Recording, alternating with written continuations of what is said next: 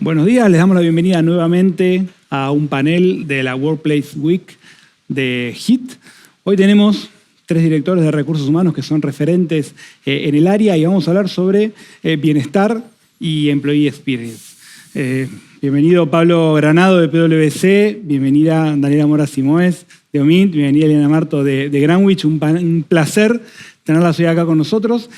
Y la idea es que nos cuenten y nos respondan algunas cosas. Algunas cosas se las voy a preguntar a todos, otras se las voy a preguntar individualmente, pero bueno, un poco la idea es compartir experiencias. ¿Están de acuerdo? Bárbaro, genial. Buenísimo. Les voy a hacer la primera pregunta, que me dicen quién la quiere responder, y me gustaría saber cómo vienen trabajando el bienestar, cómo lo venían trabajando antes de la pandemia, cómo lo están trabajando durante la pandemia y cómo piensan que van a gestionar el bienestar de sus colaboradores con la nueva normalidad. Bueno, ok. Bueno, actualmente lo que estamos haciendo, a ver, para hacer un poco de contexto, empezamos a retomar la actividad un poco más a full, hará 2 meses, y esto nos llevó también a incorporar más personal, lo cual también nos hizo pensar en qué es lo que estaba pasando internamente. Así que estamos incorporando ahora, va a ser como una encuesta de clima, pero en realidad va a ser más como saber en qué situación estamos con la gente. Porque a veces pasa, ¿no?, que podés tener una idea de cómo se sienten los demás, pero estamos muy alejados de la realidad de lo que están viviendo.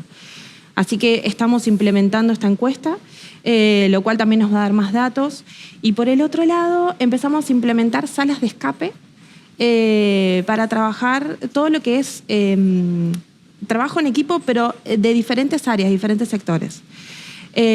Así que diseñamos junto con cada referente del sector diferentes cuestiones que pasan en el día a día, y por medio de estas salas de escape donde van ingresando, todo claramente es virtual por ahora, ojalá que en algún momento lo podamos hacer presencial, pero la idea es que en las salas de escape lo que se suele dar es primero mucha conversación entre el equipo, porque tienen que salir todos, no puede salir solamente uno, y se empieza a generar esta conversación, la empatía. Cuando empiezan la sala de escape, antes tienen todo lo que se llama el Game Master, en donde hay toda una explicación, y en función de eso van eligiendo. Después, por el otro lado, incorporamos coaching, que se abrió para toda la comunidad de Greenwich. Todas las personas pueden acceder a conversaciones por la temática que necesiten, lo cual eso también habilitó mucho espacio de conversación y mucha escucha activa.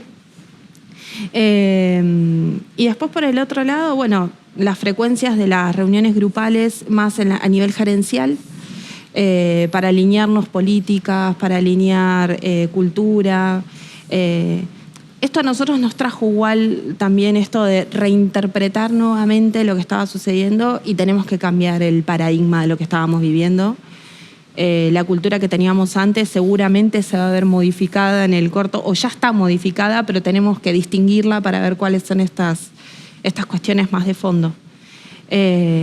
Así que bueno, estamos con el popurrí, ahora evaluando diferentes opciones para el tema de fin de año, que también va a ser todo un desafío interesante. Y esto, estar más cerca de lo que se estaba antes. Yo creo que antes estábamos un poco más lejos y quizás no nos dábamos cuenta. Y hoy estar más cerca, aunque suene contradictorio con todo lo del COVID, pero estar más cerca esto de la llamada, de la reunión, de la presencia, ¿no? Así que estamos como con un mix de cosas. Seguramente me estoy olvidando un montón, pero creo que por ahora vamos con esto. Hoy conversábamos antes de comenzar a esta entrevista y nos contaba Eliana de que en un momento llamaron a todos sus colaboradores. Sí, uno por uno. Sí, durante toda la pandemia las llamadas eran quincenales, se dividió en el equipo y nada, la idea, el contexto también era muy desfavorable por un montón de condiciones que estuvimos atravesando y era decirles estamos acá, no nos fuimos. Si tienen una pregunta, pueden hacer la pregunta que quieren. Generábamos todo un espacio de confianza. Las conversaciones preguntábamos si querían que sea videollamada o telefónica, como para saber también y como no invadir el espacio del otro y estar desde otra escucha. O sea, me parece clave algunas características como la empatía, la escucha, el compromiso, el tener una coherencia entre lo que dice la compañía y después lo cumple. Porque nosotros tenemos esta cultura de empresa familiar o de una estructura más cercana, pero si no llamas a la persona para saber cómo estás, como que en definitiva no se termina como cumpliendo estas cosas, ¿no? No sé, desde eso lo sostuvimos durante casi 6 meses, 7 meses, que fueron donde no estábamos todos todavía físicamente. Bien, bueno, gracias. No, por favor. ¿Ustedes, Dani? Bueno, nosotros primero me presento como grupo. El grupo MIN es un grupo de salud. Somos 3.500 colaboradores que estamos distribuidos en diferentes unidades de negocios. El core es salud, así que hay una prepaga, clínicas, RT, asistencia al viajero. Y obviamente para nosotros como empresa de salud el bienestar es un tema que ya está intrínseco dentro de nuestra filosofía. Si vos me preguntás cómo lo manejábamos antes, teníamos muchos programas vinculados con la prevención en salud, porque creemos que el bienestar está muy vinculado con la prevención en determinadas cuestiones, así que trabajábamos mucho en prevención vinculados con temas de alimentación, tabaquismo, temas físicos, deportes. ¿Qué nos interpeló este contexto? En 2 temas. Uno, entender que en el bienestar había que trabajar también lo emocional, que no era solo la parte física, así que en el contexto de cuarentena hicimos muchísimo foco en el bienestar también desde lo emocional, con lo cual a todos estos temas de prevención, que el desafío era que eran temas que se hacían presencialmente y lo tuvimos que pasar a lo virtual, con lo cual todos estos acompañamientos preventivos se continuaron de manera virtual y se le sumó todo lo que tenía que ver con la parte emocional, con lo cual justo también hablábamos antes temas de mindfulness, temas vinculados con temas de ergonometría dentro de la casa, la importancia de hacer actividad física, porque si algo generó dentro del contexto de pandemia, visto con psicólogos y psiquiatras, es que algunas personas que tenían alguna predisposición tal vez tendían más a alguna adicción de lo que sea. Entonces, una buena manera de neutralizar esa adicción era, por ejemplo, hacer actividad física dentro de la casa, o mindfulness o yoga, con lo cual pusimos mucho énfasis en eso. Con respecto a cómo seguimos en el futuro que queda con lo que hace el bienestar, bueno, en lo que es salud, el contexto de pandemia implicó que tuviéramos una velocidad de lo que hace al mundo de la salud virtual entre 3 y 5 años. Probablemente muchos de los que ahora acá hay más gente que lo que estamos nosotros que nos están viendo y probablemente muy poquitos utilizaban la videollamada previo al contexto de pandemia y en estos meses hubo un crecimiento exponencial. Eso obviamente optimiza de cara al futuro lo que es el trabajo en prevención y en bienestar. Es algo que llegó para quedarse, todo lo que tiene que ver con la teleconsulta. Nosotros lo hemos hecho mucho con nuestros colaboradores y a nivel sociedad también se va a exponer mucho más. Y después, algo que muchos debemos tener, estos telefonitos que ayudan mucho para lo que es el bienestar, ¿no? Y estamos trabajando a nivel compañía de cómo potenciar el bienestar, pero vinculado con el 3.0, 4.0, donde no sea solo ir a un lugar a trabajar sobre cómo prevenir ciertas cuestiones vinculadas con la alimentación, sino también cómo te vamos controlando a través de la virtualidad en tu bienestar.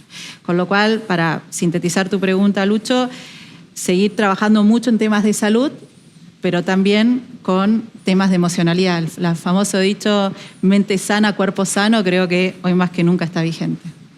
Bien, entiendo igual que en el caso de ustedes tuvieron mucha presencialidad también, o por lo menos una parte de la compañía siguió operando business as usual y otra parte no, se fue a la casa. Bueno, cuando yo te decía todo este tema de las adicciones, nosotros desde el día 1 trabajamos mucho con, como te decía, psiquiatras, que si bien era todo muy novedoso en lo que tenía que ver este contexto de pandemia, sí se empezaban a ver determinados comportamientos que era importante trabajar desde el bienestar. Por ejemplo, también lo hablábamos previo a este espacio, la cantidad de noticias no fidedignas que salían en los medios y cómo eso también impactaba al profesional de la salud. Entonces, eso también hacía el bienestar, con lo cual había cuestiones tan básicas como que, por ejemplo, todos los profesionales de la salud, nosotros decíamos que en lugar de llegar a la casa y ponerse a ver los noticieros, armamos toda una estrategia de comunicación para nosotros dar información fidedigna con respecto al COVID. Porque justo no estoy con nadie de un medio, pero no es para hablar en este momento de eso, pero a veces los medios dieron o dan información un poco dudosa y eso obviamente también afecta el bienestar de la gente por la incertidumbre que genera. Entonces trabajamos mucho desde lo emocional y desde lo informativo para que la gente se sintiera con certezas dentro de la incertidumbre. Genial. Gracias, Dani. Pablo, y ustedes contanos, ¿qué hicieron, qué hacen y qué piensan que van a hacer? ¿Qué haremos? Qué buena pregunta. La realidad en PwC somos 3.600 personas que estábamos distribuidos en 7 oficinas y una semana antes de que salieran las ASPO empezamos a trabajar todos desde casa, porque la realidad es que el 100% de nuestra gente está trabajando desde casa y seguimos trabajando desde casa. Y si bien como parte de nuestra propuesta de valor, el bienestar era uno de los integrantes de la propuesta de valor, en un pilar que nosotros llamamos PwC Life, lo que pasó es que todo esto se potenció muchísimo más trabajando desde casa. Hacíamos desde un montón de actividades para propiciar el bienestar de las personas, pero yo lo que creo que cuando arrancamos con todo esto siempre tuvimos 2 prioridades. La primera, que tenía que ver con cuidar a la gente, y la segunda con mantener la operación, o sea, con la sustentabilidad del negocio, porque en definitiva era una forma de cuidar a la gente también. Y en este marco y en este contexto, la realidad es que lo que hicimos fue como relanzar todo nuestro programa de bienestar. Para nosotros el bienestar siempre está integrado, digamos, por 4 aspectos que tienen que ver con lo físico, lo mental, lo espiritual y lo emocional.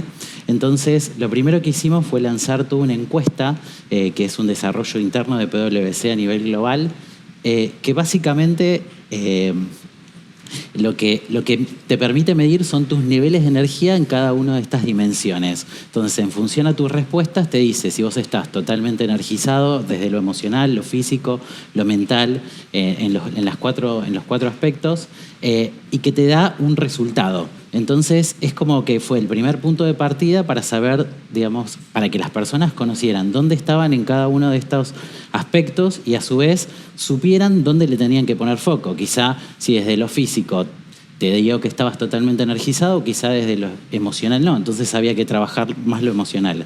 Y en función a esta encuesta, seteamos un montón de actividades en cada una de estas dimensiones. Desde lo físico, lo que hicimos fue virtualizar todo lo que nosotros hacíamos físico en la oficina, desde clases de yoga, clases de stretching, bueno, diferentes actividades, pero virtualmente. Desde lo emocional, hicimos diferentes charlas para que las personas pudieran conectarse con las emociones. De hecho, me acuerdo, una de las primeras que hicimos con esto de los contagios y demás, que se llamó El optimismo también es contagioso. Con esto de desmitificar un poquito todo lo que estaba pasando también y generar un espíritu positivo también frente a la situación, y que quizá también era una oportunidad para desarrollar y aprender otras cosas.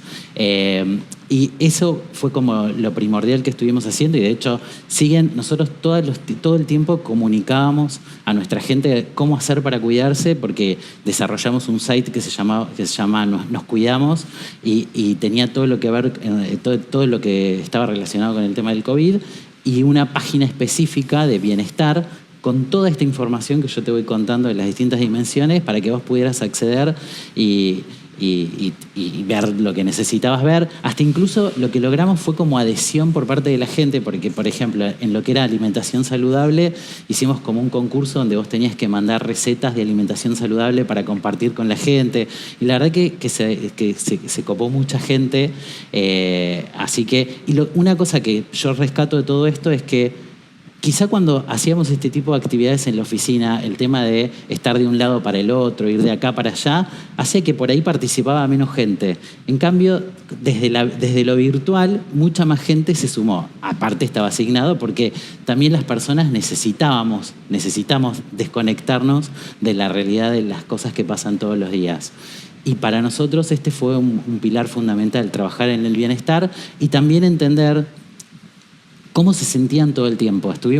Tratamos de estar muy cerca de la gente desde el primer principio, desde el primer momento, haciendo encuentros virtuales de Human Capital con la gente para saber cómo estaban. Me acuerdo que en una semana y media habíamos hecho encuentros con 1.000 personas aproximadamente, cosa de que por ahí, desde el punto de vista presencial, nos hubiera costado muchísimo más, porque, qué sé yo, las personas por ahí estaban en los clientes, no llegaban a reunirse presencialmente, con lo cual nos permitió estar muchísimo más cerca y la gente valoró muchísimo eso de la inmediatez. O sea, creo que lo importante fue anticiparnos y decir, bueno, arrancamos con esto, veamos cómo está la gente.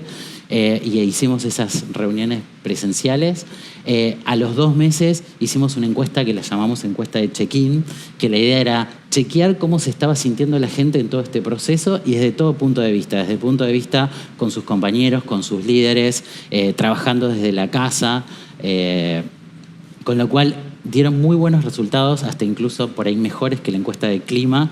Y lo que yo siempre, lo que resalto mucho de esto es nos sentimos más cerca de los líderes. O sea, era como una disfuncionalidad, ¿no? Porque por un lado estaba esto de decir, no estamos en el mismo lugar físico, pero sin embargo te sentís más cerca de tu líder, ¿no? Es como que era loco, pero se empezó a escucharse eso. Nosotros trabajamos también mucho con los líderes para que los líderes generaran bienestar en sus equipos y le propiciábamos y les decían que más allá de las reuniones de seguimiento, de saber dónde estaban parados, cómo estaban operando, era importante esto de preguntarse cómo se sentían, porque era todo nuevo para todos.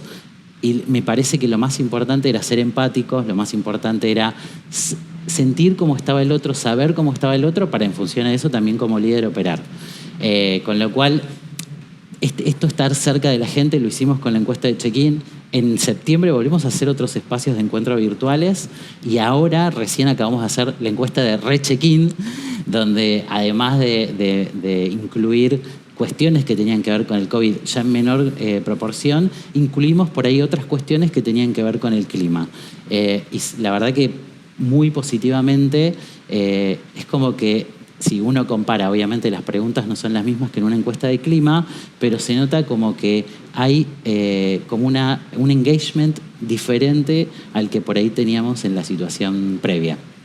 No era malo. Spoileale un poquito, ¿verdad? Dale, contanos un poco más. ¿Cómo vio esa encuesta? Diferente, ¿qué más? No, digamos, en el sentido de que por ahí nosotros teníamos engagements, un engagement que oscilaba por ahí el 65-70%, o sea, todas las preguntas tienen un engagement por encima del 90%, con lo cual, digamos, fue como muy wow, ¿no? Digamos, para el trabajo que todos venimos haciendo, digamos, hace un largo tiempo. ¿Cómo creemos que esto va a seguir en relación al tema del bienestar? Creo que hay muchas cosas que llegaron para quedarse. La virtualización de muchas actividades van a continuar. Creo que te da la flexibilidad de decir, por ahí no estás trabajando con un cliente, terminás a las 4 y quizá antes si tenías que trasladarte hasta la oficina no llegabas, ahora te conectás a las 4 y ya estás en la actividad virtual. Y creo que también otra cosa que para mí es esto de on demand, ¿no? Que nosotros lo aplicamos bastante durante todo este proceso, de decir, yo te mando un videíto de cómo te tenés que sentar cada vez que te vas a sentar a trabajar, ergonométrico, lo que fuera, y vos miralo cuando vos quieras, cuando vos tengas ganas, cuando puedas, cuando te den los tiempos. Me parece que no hay decir a las 5 de la tarde te voy a mostrar esto, sino que hacelo cuando a vos te parezca mejor. Así que creo que en lo que viene, digamos, va a seguir mucho de lo que hoy venimos trabajando, y creo que lo más importante, por lo menos desde nuestra mirada, hay que seguir trabajando todo el tema de los valores humanos con los equipos de trabajo. O sea, porque, digamos, la tecnología cada vez está más presente, pero no nos tenemos que olvidar que somos personas y que necesitamos de alguien que nos pregunte cómo nos sentimos, que necesitamos de una palmadita, necesitas del reconocimiento, y me parece que eso es algo que las organizaciones tenemos que seguir trabajando en pos del bienestar. Un comentario me parece importante por lo que dice Pablo, con esto de que creo que llegó también para quedarse, de organizaciones más humanas, que lo vemos a veces cuando nosotros tenemos algunas personas que vuelven de sus licencias, por ejemplo, de maternidad y excedencias, que a lo mejor estuvieron desde el inicio de este contexto fuera del mundo laboral.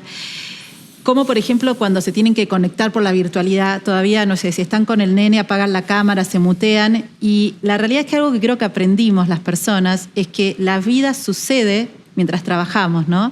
Y creo que eso nos convirtió a todos justamente en más humanos, donde probablemente previo a la pandemia, si uno tenía una reunión virtual, miraba mucho a ver en qué entorno estaba trabajando, que el perro no ladre, que el chico esté encerrado en su cuarto.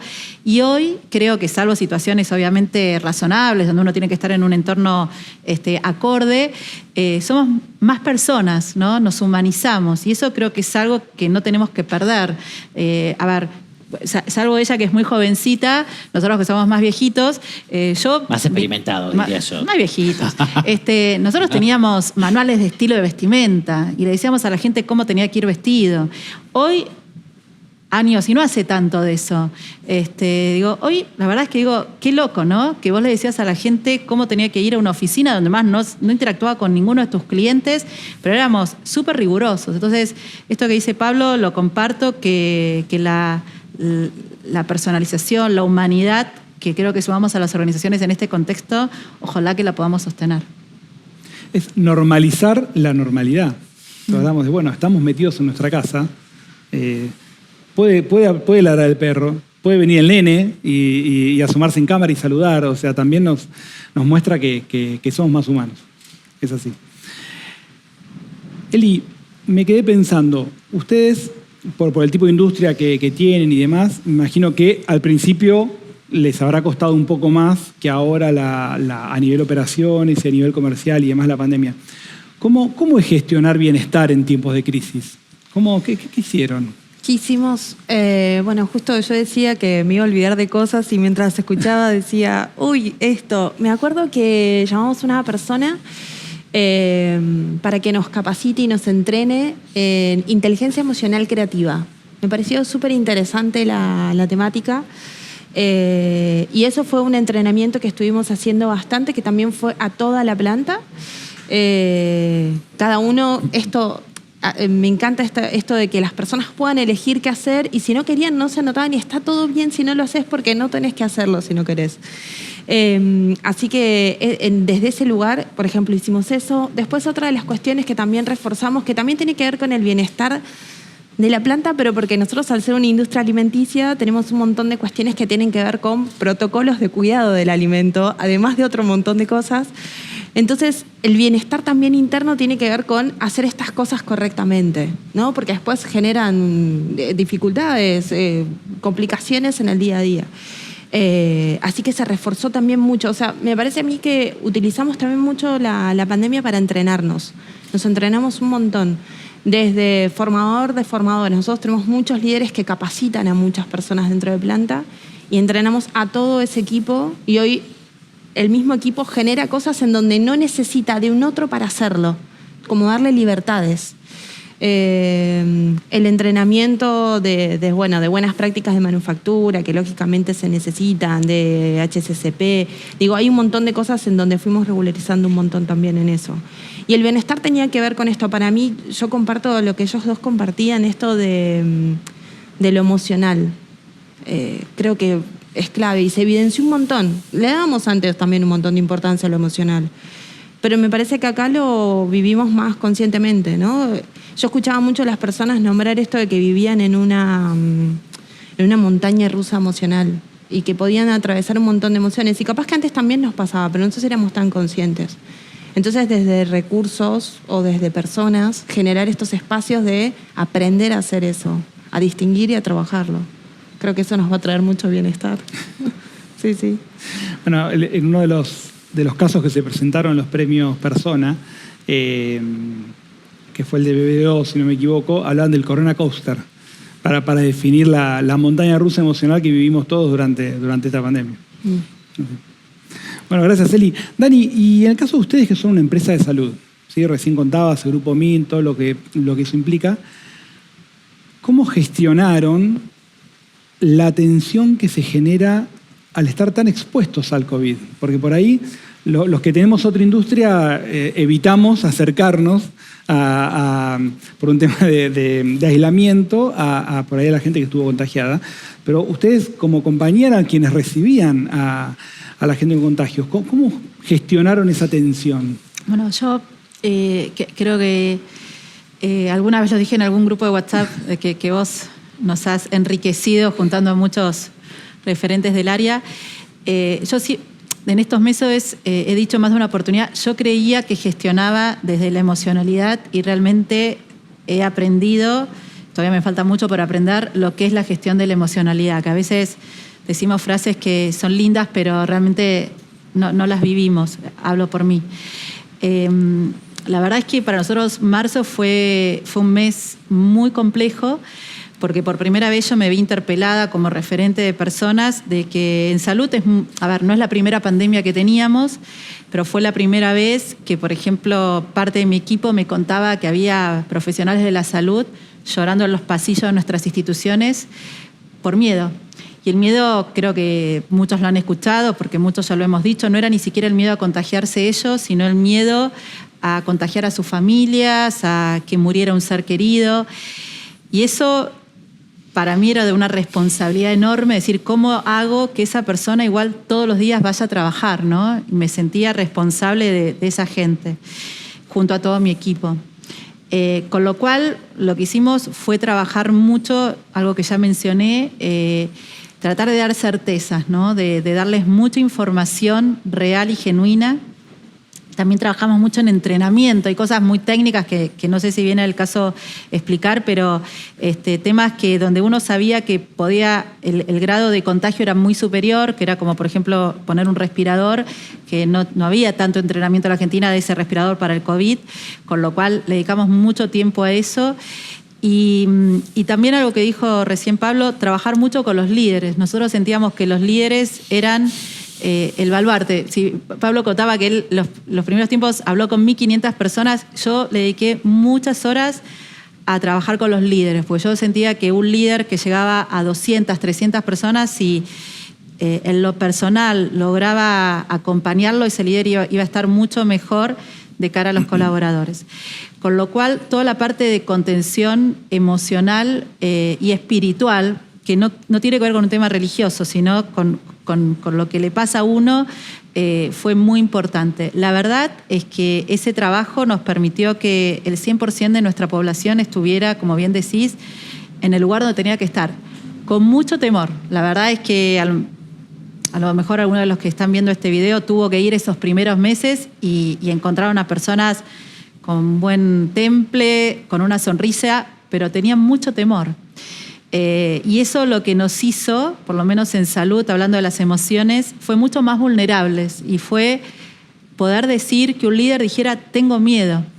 Que convengamos que en el mundo corporativo hablar de la vulnerabilidad, como hablar de la felicidad, eran como cuestiones, bueno, acá estamos para trabajar en algunos años atrás, ¿no? A lo mejor la felicidad ya estaba mucho más en la agenda de las organizaciones, ahora la vulnerabilidad, por lo menos yo no era una palabra con la que me vinculaba mucho en el mundo de las organizaciones y mismo yo, ante mi equipo, por primera vez me planteé vulnerable, porque era algo muy desconocido. Creo que la vulnerabilidad, y hablando hoy, ya habiendo pasado muchos meses de esa primera etapa del COVID, nos hizo a todos los que estábamos en posiciones de conducción mucho más cercanos a la gente y poder entre todos atravesar lo que vivíamos, ¿no? Que sí, no fue fácil, pero lo que es claro es que entramos de una manera, por lo menos los que trabajamos en salud, entramos de una manera COVID y salimos de otra. Y yo creo que salimos mucho más personas espirituales y emocionales de cómo gestionamos a las organizaciones. Bueno, vos sabés que ahora que hablas de vulnerabilidad, hay una de las 20 charlas TED más vistas en el mundo y un documental ahora que hay en Netflix también sobre vulnerabilidad, que es Brené, no me voy a acordar el apellido nunca. Brown. Brené Brown. Ahí está, Brené Brown, es verdad. Es uno de los 20 TED Talks del mundo más vistas, con lo cual empezamos a hablar de vulnerabilidad y es lo importante. Y es buenísimo, porque en el fondo el trabajo no es, o por lo menos yo digo, cada uno tiene un propósito, ¿no? Y mi propósito desde persona es que el trabajo no sea solo un trabajo, ¿no? Y que por lo menos los que trabajamos en salud, realmente este año el trabajo no fue solo un trabajo para nadie, porque detrás de cada día que iban a trabajar había una persona que atender, un paciente que salvar, así que para nosotros fue esa vulnerabilidad nos potenció, si querés. Muy bueno. Pablo, PwC es una Big Four, ¿sí? Sí. Son conocidas por crear cultura. ¿Cómo fue gestionar esa cultura durante la pandemia, siendo que estuvieron todos teletrabajando? Y contaba desde que el 16 de marzo están desde su casa y no volvieron a encontrarse presencialmente. ¿Cómo fue gestionar esa cultura? Yo creo que hay tres elementos fundamentales que yo considero que trabajamos mucho, digamos, en relación al tema cultural. El primero fue, digamos, el tema de anticiparse. O sea, creo que nosotros sacamos la primera comunicación que tenía que ver con el COVID allá por el 30 de enero. El 30 de enero sacamos la primera comunicación donde le decíamos a la gente, si volvés de China no podés venir a trabajar a la oficina, tenés que quedarte 14 días en tu casa. Lo que parecía, yo me acuerdo que pensaba y decía, pero esto está pasando en China, pero digamos, ya estar tomando una decisión en ese momento fue como fuerte. Y digamos, esto de anticiparse vino porque apenas pasó esto, empezamos a pensar qué pasaría si todo el mundo tuviera que trabajar desde casa. Gracias a Dios habíamos hecho el año pasado como una prueba piloto con una de las unidades de negocio donde cerca de 900 personas estuvieron trabajando desde la casa todo el tiempo. Entonces eso nos dio la posibilidad de corregir un montón de cosas para poder trabajar desde casa. Entonces creo que anticiparse a las cosas está bueno. Digamos, y no solamente desde ese punto de vista, desde otros puntos de vista, durante la pandemia, por ejemplo, pagándole a las personas por ahí el sueldo antes de que terminara el mes, para que las personas sintieran que había sustentabilidad por parte del negocio y que sintieran certeza respecto de determinadas situaciones. Y si te lo pones a pensar, por ahí es un tema financiero, pero el mensaje que pasaba era mucho más fuerte que lo que significaba en sí, porque era una forma de decir, che, te estoy anticipando esto, es en definitiva sin decirte que te estábamos dando tranquilidad respecto a que el negocio sería sustentable, era una forma de decirlo de manera indirecta. Entonces creo que anticiparse está bueno. Por ejemplo, otro ejemplo de anticipación fue el caso de las secretarias. Las secretarias tenían todas PC de escritorio y en enero, cuando empezamos con todo esto, dijimos, nada, empecemos a preparar una PC, una notebook para cada una por si tenían que trabajar desde la casa. Entonces creo que el tema de la anticipación fue clave, digamos, a la hora de poder mantener en este proceso de trabajar desde casa cosas que nosotros ya veníamos haciendo. El tema de la comunicación me parece que es clave, o sea, nosotros comunicamos mucho todo el tiempo, todo, pero todo. Desde ese momento que yo les digo, fue una vorágine de comunicaciones. En un momento me sentía el comunicador oficial.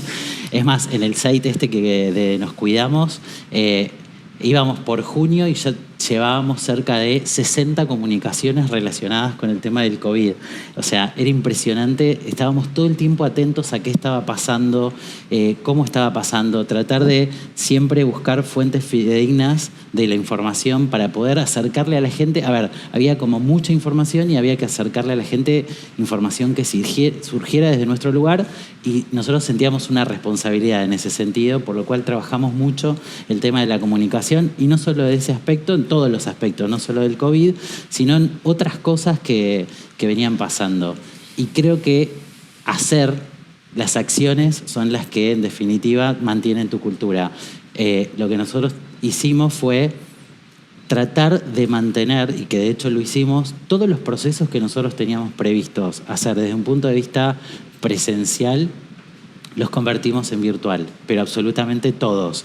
O sea, desde entrevistas que eran presenciales a seguir haciéndose virtual. Nosotros durante todo este proceso tuvimos que tomar bastante gente, porque estamos en el medio de un proceso de expansión, y la verdad que más allá de la limitación que teníamos con los preocupacionales, que nos hizo demorar el tema porque no podíamos incorporar a alguien, la verdad es que seguimos trabajando como si la persona la pudiéramos incorporar. Entonces me acuerdo de cuando se liberó el tema de los preocupacionales, teníamos 100 personas que entraban un día de manera virtual, con lo cual durante ese tiempo trabajamos en el onboarding virtual de esas personas, la gestión con el área de tecnología para que las computadoras les lleguen a las personas tiempo antes de que ingresen y puedan firmar todo lo que había que firmar desde el punto de vista. Nosotros tenemos legajo digital hace tiempo, con lo cual eso facilitó mucho las cosas. Nada, me parece que por ejemplo, todas nuestras, en el mes de junio, mayo-junio, nosotros trabajamos todo lo que es el proceso de feedback, con lo cual ese se hizo todo virtual, con reuniones, nosotros llamamos reuniones de moderación o Career Roundtable, donde se juntan los líderes a hablar respecto de la performance de las personas, y lo hicimos todo virtual.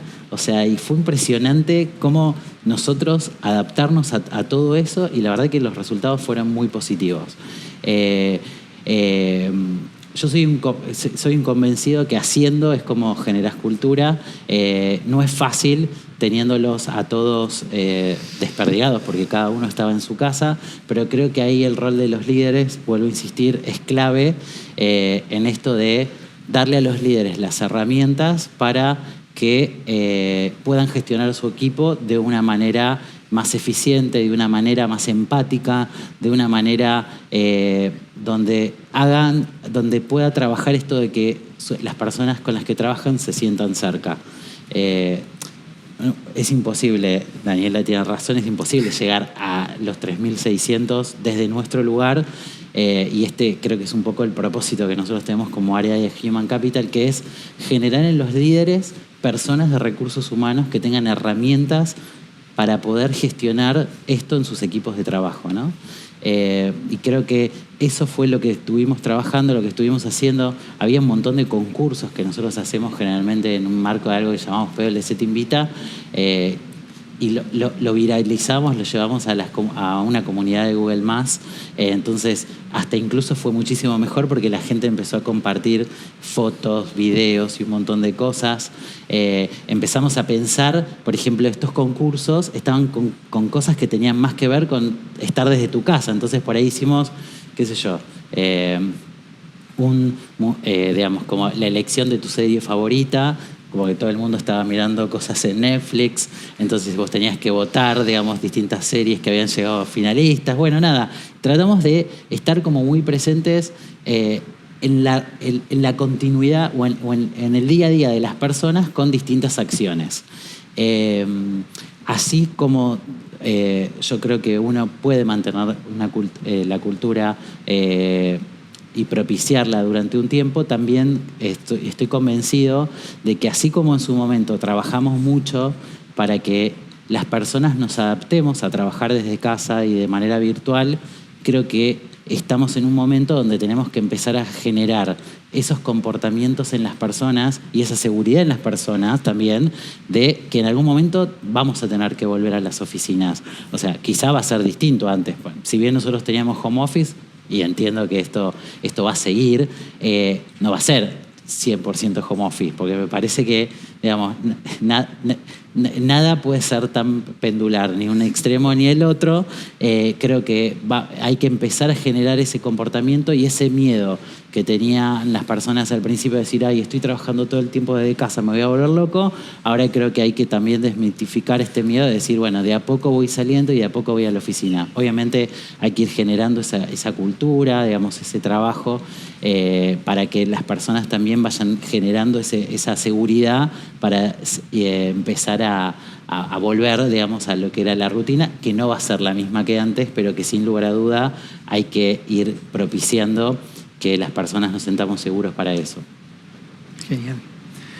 Bueno, y tengo una pregunta más que me gustaría hacerles, porque algo que venimos hablando desde hace un tiempo, antes de la pandemia, tenía que ver con las evaluaciones de desempeño, ¿sí? Donde evaluaciones de desempeño sí, evaluaciones no, le ponemos una nota, le ponemos un número, ponemos una cuestión cualitativa, las hacemos todos los meses, las hacemos 360, bueno, un poco cada empresa tiene su libreto. Ustedes son 3 grandes referentes y la verdad es que me gustaría preguntarles, a ver, que me cuenten por lo menos ahora, qué es lo que van a hacer 2020, por ejemplo, con las evaluaciones de desempeño. Eli, si querés empezar vos. Dale, ok. Bueno, ¿qué pasó? Es que nosotros al no parar, las evaluaciones de desempeño no se detuvieron. Tenemos un mix de todas esas cosas que nombraste recién entre la evaluación de desempeño cualitativa, una evaluación de desempeño en donde es netamente una conversación y no tiene que ver con juzgar o poner etiqueta. Nuestra evaluación de desempeño en general es bastante flexible. Tratamos de tener algunos datos, porque si no también no tenemos como este diagnóstico para empezar en dónde estoy y hacia dónde tengo que ir. De todas formas, igual nosotros desde Recursos siempre potenciamos a los jefes, a los líderes, a todas las personas que tengan un equipo a su cargo para trabajar sobre este punto, es que el feedback es constante. O sea, nosotros no nos detenemos a los 3 meses para dar la evaluación de desempeño. Es constante, es como que no necesitamos ese encuentro. Si no, ahí es donde para mí ya la evaluación de esto claramente es muy personal, pero para mí la evaluación de desempeño se convierte en algo administrativo y que no, desde mi punto, no agregaría tanto valor si el feedback es constante. Así que estamos cerrando ahora finales de diciembre, principios de enero, para dar comienzo. Yo creo que independientemente de que el contexto no nos ayudó mucho, pero la empatía en este caso prima por un montón de cosas y el esfuerzo. Recién la escuchaba a Dani todo lo que compartía de lo de salud y decía, wow, qué desafío tan grande el haber atravesado todo eso, y hasta emocionante, o sea, me emocionaba cuando lo contabas.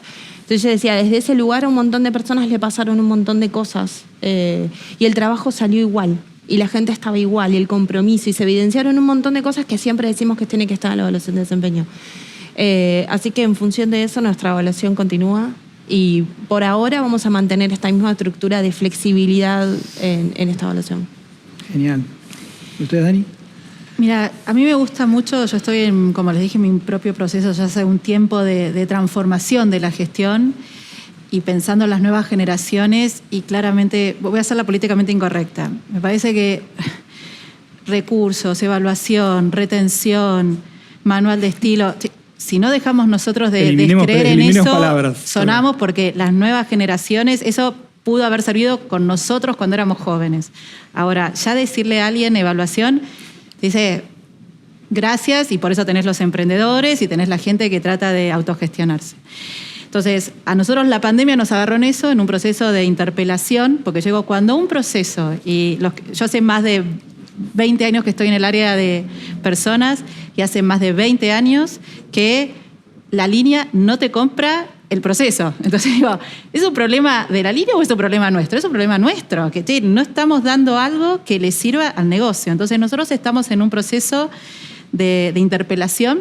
Lo que sí entendíamos, comparto lo que dice Ailén, que formalizar lo que se hizo en el año de los objetivos es importante. Eso es un punto que como organización y nosotros a nivel compañía dijimos, es un año complejo, así que como se pueda, pero formalicemos, porque el planeamiento estratégico que habíamos armado en el 2019 fue totalmente diferente a lo que vimos en el 2020, con lo cual sí pedimos al negocio formalicemos los objetivos de lo que hicimos porque es un año para nosotros bisagra, entonces debe estar ese reservorio de conocimientos.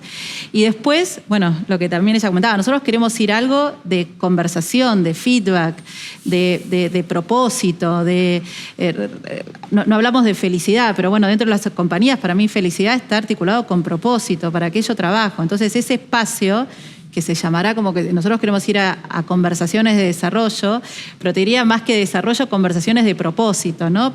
¿Para qué sirve lo que hago? A mí y a la organización. Entonces, ¿formalizamos? Sí. ¿Es lo que vamos a seguir haciendo? No. ¿Hablamos de evaluación? A nivel compañía todavía nos quedan resabios, pero tratamos de hablar de desarrollo, de performance, y queremos ir a la palabra propósito vinculado con este proceso. Gracias, Dani. ¿Y ustedes, Pablo? Totalmente alineado a lo que mencionaban las chicas, ¿no? Digamos, esto, digamos, el tema de evaluación de desempeño, a pesar de todo el trabajo que por ahí uno hace para dejar de hablar de desempeño o dejar de hablar de evaluaciones, las personas del negocio siguen hablando de evaluaciones. Nosotros hace un tiempo, y sobre todo el año pasado, empezamos a cambiar el mindset en este sentido, por eso no hablamos más de proceso de evaluaciones, sino que hablamos de proceso de feedback, que es un proceso continuo a lo largo del año. No hay un momento para dar feedback, sí hay un momento en donde recogemos todo lo que esos feedbacks fueron expresando, digamos, lo que se expresó en esos distintos feedback, que son lo que se trabaja en esto que yo mencionaba de las reuniones de moderación. O sea, el concepto es las conversaciones de feedback, ese intercambio, esa conversación entre las personas tiene que existir a lo largo de todo el tiempo, y ahí es donde está la habilidad del líder, la oportunidad, y también, digamos, el cómo lo hace, que ese es donde nosotros desde Human Capital trabajamos, pero con el foco puesto en el desarrollo de las personas y no tanto en decir si lo que hiciste lo hiciste bien o lo hiciste mal, sino, digamos, con el foco de esto sirve para tu desarrollo. De hecho, nuestro programa se llama Leadership Development Experience, como si fuera una experiencia de desarrollo de liderazgo, y donde uno de los factores fundamentales es esto de recibir el feedback. Y es más, nosotros, el evaluador no es quien crea, digamos, no es quien hace el feedback, sino quien lo pide es la persona. O sea, el sistema está preparado para que la persona pida el feedback en el momento que considera que lo tiene que recibir. Sí, nosotros desde nuestro lugar, sobre todo en lo que hace al cierre del fiscal year, del año fiscal que es en julio, propiciamos de que todos reciban por lo menos un feedback en el año. Y así es como lo venimos trabajando y lo venimos manejando. Y para mí un tema clave fue que este año es como que en esto de reforzar la tarea y el trabajo de los líderes, como que reforzamos todo nuestro programa en este aspecto y en este sentido, recordando cuál es el rol fundamental desde lo conceptual, por ejemplo, de quién tiene el rol de ser tu career coach, quién tiene el rol de ser tu anfitrión, quién tiene el rol de ser, digamos, la persona que es tu team leader, que es con el que trabajás día a día. O sea, tratamos de reforzar los roles, no desde el hacer, no desde algo administrativo, sino desde algo conceptual, que fue lo que estuvimos trabajando mucho durante todo este año. Buenísimo. Bueno, empezamos hablando de bienestar y employee experience y terminamos hablando de eliminar la palabra evaluación de desempeño del vocabulario corporativo. Gracias, Pablo, gracias, Dani, gracias, Eli. La verdad es que es súper interesante todo lo que compartieron y les agradezco la generosidad en venir a contar sus experiencias. Hoy vamos a cerrar de esta manera la primera jornada de la Workplace Week by HIT. Los invito a mañana volver a conectarse, que tendremos la segunda jornada otra vez desde este hermoso edificio que es el HIT Libertador. Hablaremos de teletrabajo, oficinas satelitales y oficinas policéntricas. Nos vemos mañana.